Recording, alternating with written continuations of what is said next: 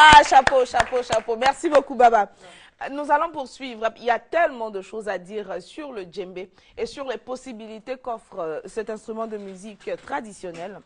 Nous allons revenir à Baba tout à l'heure. Le temps pour nous de voir un élément qui a été réalisé par les bons soins de Philomène Ndrama. Et c'est sur quelqu'un qui a décidé de travailler le rotin. On y va. Lui, c'est Lambert. C'est en 1995 que tout a basculé dans sa vie. Après plusieurs tentatives d'emploi, il décide de suivre les traces et les conseils de son meilleur ami. Après l'école, bon, on cherchait du travail, on ne trouvait pas. Il y a un monsieur qui était un ami à moi. Alors il m'a encouragé à venir apprendre à faire ça parce que bon, on partait faire des contrats à la zone. Mais vraiment c'était pénible. Bon, on n'arrivait pas à être embauché. Il m'a dit non, mais mon frère, tu es en train de vieillir, donc il faut apprendre ce métier. Le jour où tu as le temps, tu viens t'asseoir avec moi, tu vas commencer à apprendre. Si un jour ça marche pour toi, tu peux aller ailleurs, mais bon, il faut venir faire quelque chose. Donc c'est ainsi que je suis rentré dans le domaine. On a une gamme de meubles aux coupes originales.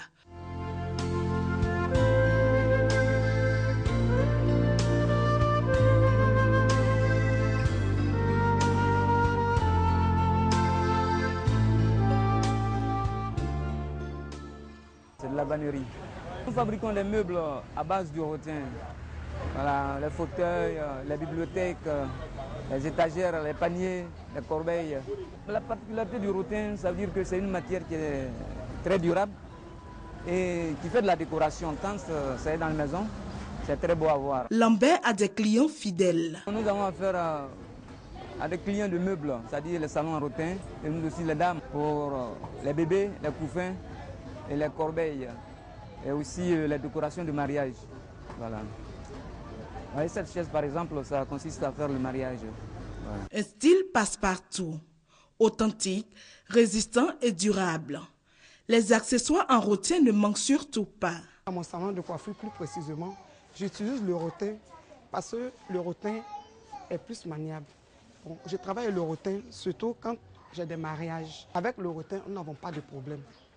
Voilà, il est facile à travailler. C'est pourquoi nous utilisons le rotin. C'est une matière qui dure. Donc, je préfère travailler plus avec le rotin. Ça fait encore plus propre. J'aime bien le rotin. Aujourd'hui, Lambert a pris conscience du potentiel de ce métier. Je les encourage à apprendre ce métier parce que c'est bon. Bon, ce métier-là, aujourd'hui, on ne trouve pas assez d'Ivoiriens là-dedans. Alors, lorsqu'on nous trouve comme ça, on pense que nous, on est des Ghanéens et des Togolais, alors que nous sommes des Ivoiriens. Voilà. Donc, vraiment, je les encourage à venir apprendre ce métier. Le rotin est ancré dans la nouvelle culture de l'habitat moderne. Ah, ça fait joli, un salon en rotin. Ouais. On peut utiliser le rotin pour décorer son tam-tam, non? Ça va être plus compliqué. Ah bon? Hein? Ouais. Ça va être plus compliqué. C'est pas gagné. C'est pas gagné. Décorer son djembé avec du rotin. Mais c'est vrai que c'est du bois naturel en plus et c'est très joli à voir. Donc, voilà. C'est la même chose. C'est ce genre de trucs qu'on doit valoriser. Tout à fait, tout à fait. Alors, Baba, je m'en vais vous présenter quelqu'un. Il est docteur, hein, mais spécialité nutrition. Donc, du coup, il est nutritionniste. Et il est membre de l'association Obésité et Diabète en Côte d'Ivoire. Docteur Bakayoro Jean-Brice, bonjour. Bonjour. Merci d'être de nouveau en notre compagnie. Oui. Avec lui, la semaine dernière, on avait parlé des conséquences de la mauvaise alimentation. Absolument. Et aujourd'hui, on va s'attarder sur l'obésité. Lui, il n'est pas obèse. Hein? Oui, Baba n'est pas obèse. Non, loin de là en tout cas. Loin de là. À partir de quel moment on dit que quelqu'un est obèse? Alors, ce qu'il faudrait savoir, c'est que l'obésité s'obtient par calcul. Par calcul. Surtout par calcul. C'est vrai qu'il y a des obésités qui sont visibles, hein, apparentes. Ouais. Mais la première des choses à faire, c'est de calculer l'indice de masse corporelle pour confirmer. Et c'est simple, tout le monde peut le faire facilement et rapidement. Il suffit de prendre deux paramètres, le poids, le poids actuel. On ne va pas prendre l'ancien poids, hein, un poids très récent. Sinon, ce serait biaisé, ça c'est clair. Voilà, le poids, donc, le poids il évolue, hein, donc il faudrait prendre celui le plus récent. Au moment du calcul, voilà, le poids et la taille. Et la taille. Voilà, et on fait une division toute simple, le poids sur la taille au carré. Sur la taille au carré. On fait le poids sur la taille au carré. Alors maintenant, il y a des marges, il y a des intervalles. Quand cette valeur, quand ce calcul donne une valeur comprise entre 18 et 25, cette personne est normale, cette personne n'est pas obèse.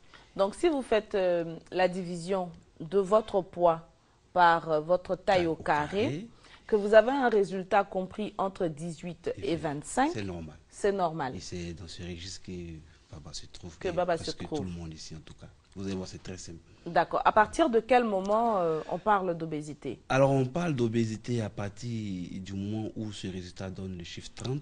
Mais avant cela, entre 25 et 30, c'est un surpoids. Entre 25 et 30, on parle de surpoids.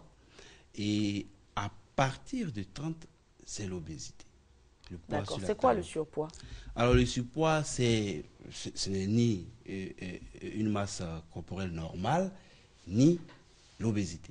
C'est une phase transitoire. C'est-à-dire, progressivement, on évolue vers l'obésité.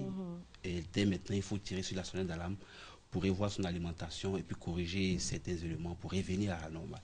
C'est une phase transitoire, en tout cas. D'accord. Il y a des personnes qui sont obèses et ça se voit à vue d'œil. Tout à fait. Mais vous verrez que pour ces personnes aussi, quand on va procéder au calcul, ça va être supérieur à 30. C'est comme ça et c'est comme ça le calcul se fait. D'accord. Je pense qu'on ne va pas enfoncer une porte déjà ouverte en disant que l'obésité n'est pas à conseiller. Absolument. Mais qu'est-ce qui provoque l'obésité? Alors, il y a deux principales causes de l'obésité. Il y a ce que nous appelons les causes génétiques. C'est dans la famille, c'est congénital. Et vous allez voir que les frères et soeurs, tout le monde, papa, maman, sont un surpoids. Et on a un patient, quand on lui pose des questions, est-ce que dans la famille, il y a l'obésité? Oui, ma maman, mon papa, mon frère et autres. Tout le monde, le mot qu'on aime dire, c'est tout le monde est en forme. Tout le monde est en chair. Voilà, tout le monde est en chair. Et c'est une obésité qui ne dit pas son nom. Donc, il y a l'obésité congénitale, génétique. Et vous allez voir très souvent, ce genre de personnes vont dire, ah, c'est quand j'ai des problèmes, c'est quand même je ne mange pas que je grossis. Ce n'est pas lié directement à l'alimentation, c'est congénital pour ce genre de personnes. C'est le premier type d'obésité. Le second, on l'affecte à des facteurs environnementaux. Et le principal facteur environnemental, c'est l'alimentation. Une alimentation un peu excessive. On ne contrôle pas son alimentation. Dès qu'on a faim, on mange. Et quand on mange, on ne mesure pas. On arrête de manger quand on est rassasié. C'est-à-dire, il n'y a pas de mesure. Là, je connais quelqu'un qui dit que tant qu'on arrive à passer la main par derrière, ça veut dire qu'il y a de la place dans le ventre. En même temps aussi, tant qu'on fait cela, on va vers l'obésité et ce n'est pas une bonne chose. Oui, d'accord. Alors, les conséquences, bien évidemment, lorsque l'alimentation n'est pas contrôlée, c'est l'obésité. Est-ce qu'on a des moyens de freiner quand on prend conscience qu'on est sur le chemin de l'obésité? Absolument. Les moyens, nous les appelons les mesures hygiéno-diététiques. Les mesures hygiéno-diététiques prennent en compte la correction de l'alimentation. Parce que quand on fait le questionnaire alimentaire de la personne obèse, on se rend compte de beaucoup d'erreurs. Les personnes ne voient pas ça comme des erreurs alimentaires. Oh, ce sont des erreurs. Et l'une des erreurs les plus commises très facilement et très rapidement, c'est la consommation massive de fritures. Beaucoup de fritures, beaucoup de préparations grasses, les sauces grasses, les tchèpes, la sauce graine, la loco. Tant qu'il y a de gras, le gras nous fait basculer progressivement vers l'obésité. Surtout quand on fait de ça nos habitudes. Une fois en passant, on ne va pas tirer et crier au loup, hein, non, pas de problème. Mais c'est dans l'habitude qu'il y a le danger. une fois qu'on fait ça, notre habitude, on va se rendre compte que en regardant sur le miroir, notre portrait a changé et c'est lié à notre alimentation. Donc, la première des choses à corriger, c'est l'alimentation. Ouais. Évitons de mettre de l'huile, trop comme gras. on dit, l'huile de moteur sur le garba. On va réduire la quantité. Trop gras, c'est pas fait pour Quand on mange ses frites, il faut peut-être mettre sur du papier absorbant pour réduire le gras avant de passer à l'assiette. À côté de cela aussi, il y a bien sûr une alimentation riche en glucides.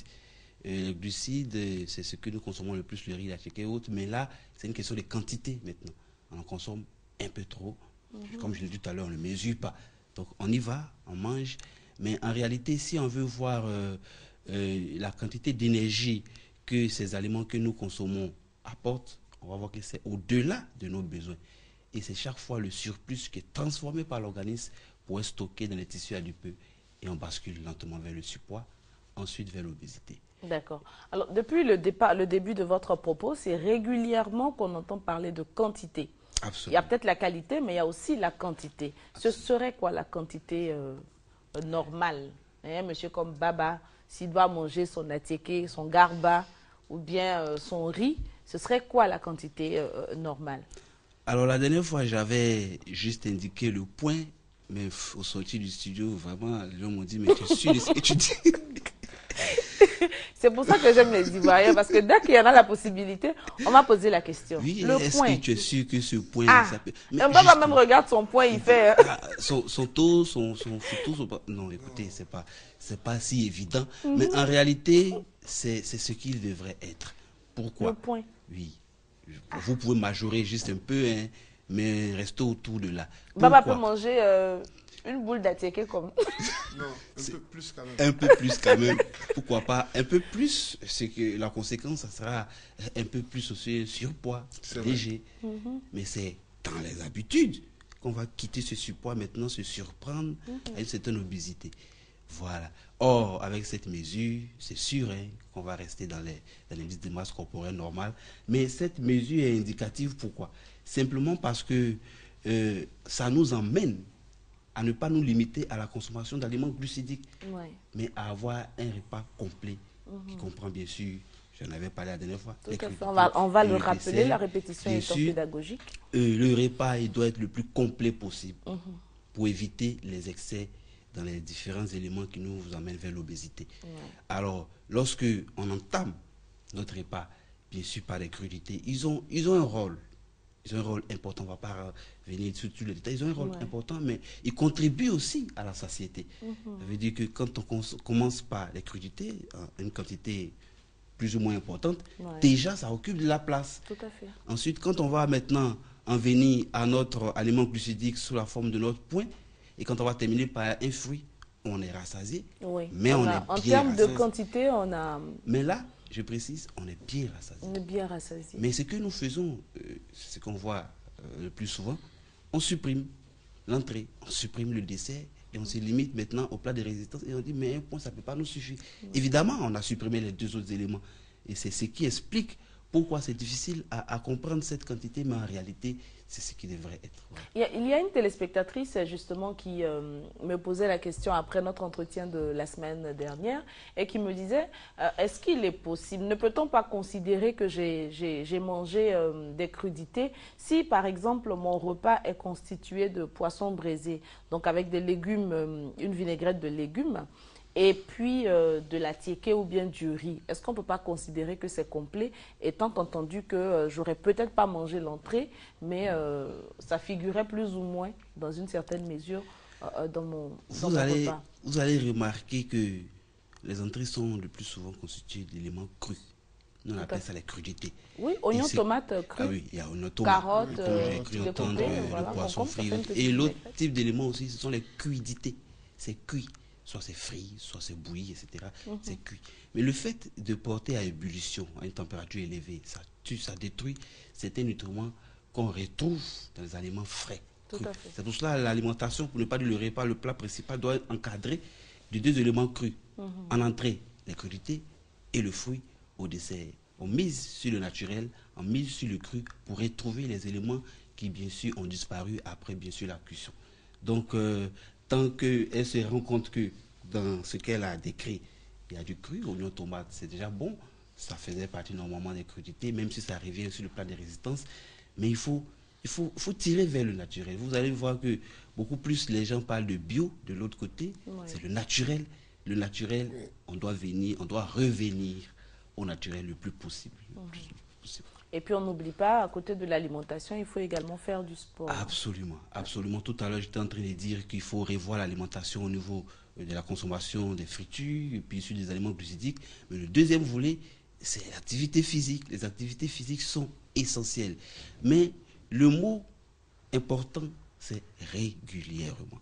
Si vous faites des activités une fois en passant, bon, mieux vaut ne pas faire, hein, parce que ce n'est pas très, très utile ni très efficace. Mais c'est quand vous inscrivez les activités physiques dans vos habitudes, quand par exemple vous établissez votre programme de la semaine, du lundi au vendredi, du lundi au dimanche, même on peut aller jusqu'au dimanche, et que de façon régulière, vous insérez au moins 3 fois dans la semaine l'activité physique, c'est en ce moment que vous verrez les effets bénéfiques. Sinon, si vous faites l'activité physique aujourd'hui, et puis vous laissez passer 2-3 semaines, vous en faites encore la semaine d'après, bon, il valait mieux, ça n'a pas l'effet escompté. C'est dans les habitudes qu'il y a les effets positifs ou négatifs. D'accord. Évitons de devenir obèses pour ne pas tomber sur le coup des conséquences liées à cet état de fait. De conséquences, justement, on va parler rapidement. Qu'est-ce qu'on court comme risque? Alors, on court beaucoup de risques. On va recentrer les choses pour ne pas trop s'étaler. Allons-y. Mais déjà, la première des choses, c'est qu'une personne qui a un indice de masse corporelle normal et puis une autre qui est obèse, cette personne qui est obèse a plus de chances d'être hypertendue. Bon, il n'y a pas de chance, parce que ça, c'est pas de la chance. Mais a a plus de risques d'être touché par l'hypertension artérielle, par le diabète de type 2, par les dyslipidémies, par les maladies métaboliques. Les maladies métaboliques. J'ai retenu la leçon. Voilà, vraiment, vous êtes très, très... En tout cas, plus 1. Merci, professeur. En tout cas, les maladies métaboliques, ça résume un ensemble de maladies qui sont liées, bien sûr, à la transformation des nutriments que nous consommons. Donc, quand on dit maladie métabolique, nous, on se retrouve plus facilement. Tout à fait. Mais, à côté de ça, il y a les douleurs articulaires. Quand on prend du poids, après nous-mêmes, nos membres ont du mal. On supporte plus voilà, son propre corps. Et vraiment, il y a une chose dont on ne parle pas très souvent. Les cancers. Il y a beaucoup de cancers qui sont liés au surpoids et à l'obésité. Au niveau de la femme, cancer de l'endomètre. D'accord. Je pense que c'est pour ça qu'il a dit qu'on va déjà ça, je pense que c'est suffisant pour convaincre chacun de faire attention à son alimentation, éviter donc de devenir obèse. Docteur Bakayoro Jean-Brice, merci infiniment pour cet ensemble d'informations que vous avez donné à nos auditeurs et nos téléspectateurs.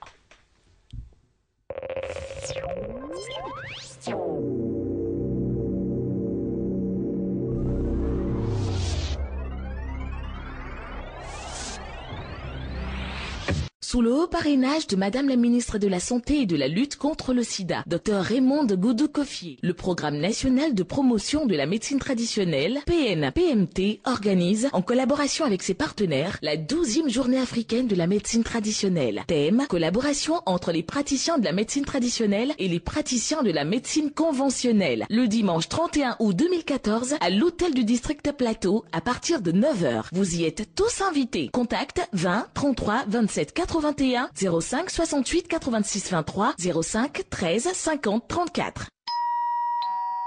La méga promo RTI continue.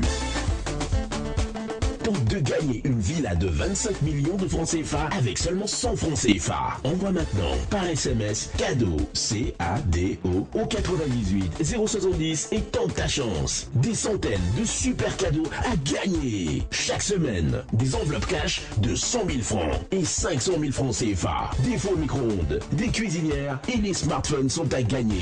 Et ce n'est pas tout. Tente de gagner 2 millions de francs CFA cash par mois et une villa de 25 millions de francs CFA. La méga promo RTI, c'est pour toi offert. On va vite. Cadeau CADO au 98 070. Cadeau au 98 070. C'est une villa à gagner pour 100 francs CFA le SMS.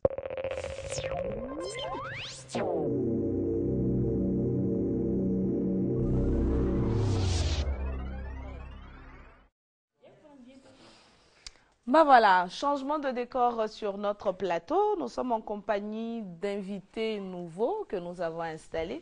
Avec eux, nous allons échanger.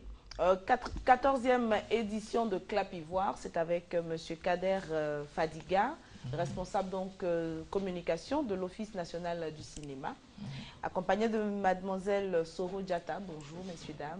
Bonjour, madame. Et de l'autre côté, nous avons Michel Assemian et Nelly Djouma. Bonjour. Bonjour, Marie. Ravi de vous revoir. On va peut-être avoir un soupçon de ce fameux titre dont on raffole en ce moment. Mais avant, Monsieur Kader Fadiga et Mademoiselle Soro, nous sommes déjà à la 14e édition de Clap Ivoire. Pour les téléspectateurs qui nous suivent, on va peut-être rappeler ce que c'est Clap Ivoire. Ok, Clap Ivoire, c'est un festival de concours de court-métrage des pays de la CEDEAO. Voilà, donc comme le nom l'indique, Clap Ivoire, le slogan, c'est la pépinière du cinéma africain.